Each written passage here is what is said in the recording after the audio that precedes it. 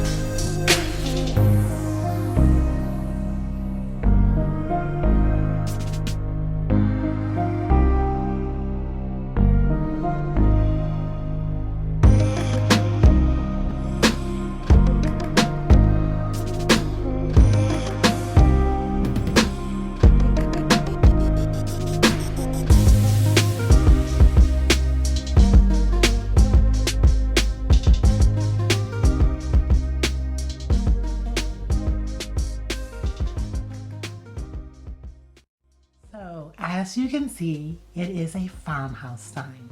I had a lot of fun making this. It is a gift for my best friend, Michelle, aka George. Now, if you've been following my channel for a little while, you know I made her another sign out of these little wooden shadow boxes from the Dollar Tree.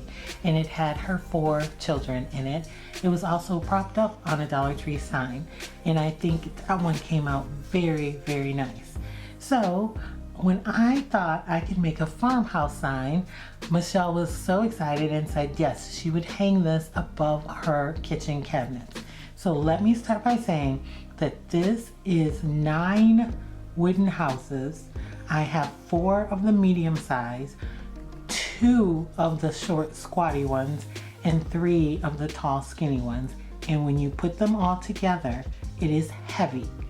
You have to use industrial strength glue.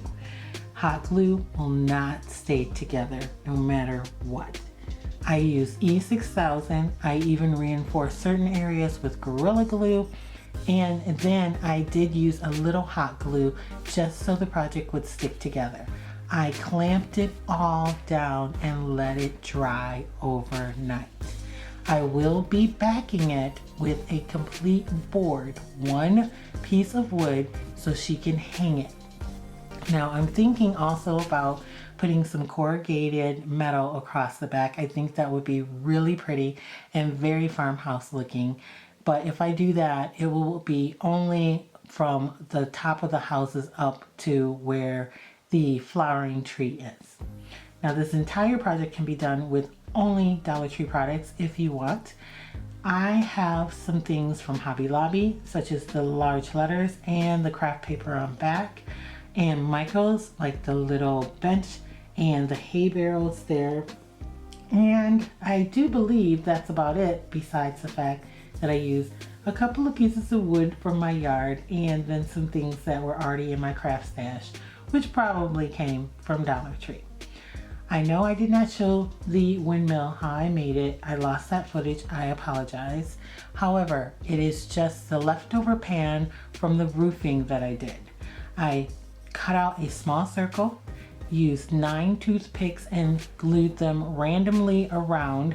I eyeballed it, and then I cut out the blades and put those on, again eyeballing them.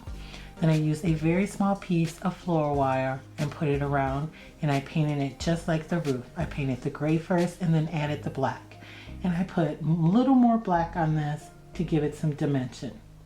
I still may take off the front of it because I have a small piece of wood connected to it from my yard to make it stand off from the back, to make it also look like it might spin.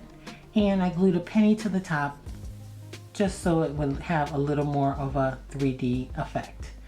Also, the barn doors were very easy to do. I just cut the popsicle sticks up, and then once I wanted the crossbars, I laid it on top of the other ones and just drew a line and cut it with my little machine. You don't need a machine to do it. You can cut it with scissors. You just have to be careful because popsicle sticks tend to split. So that is it for this project. I'm in love with it, and I cannot wait for Michelle to see it, to see what she thinks. The little barn doors, I plan on painting the color of her cabinets, which is a blue, but I did dry brush them with a little bit of gray paint for now. I want to thank you guys so much for watching, for liking, and always sharing my videos. And if you're not a member of Lacee Space yet, I don't know why not. Go ahead, smash that subscribe button, become a member, hang out with us for a while. We have a lot of fun here. Also, if you like, you can follow me on Instagram. It's Lacee Space, the same way that it's spelled here. And I will catch all of you in my next video. Bye, loves.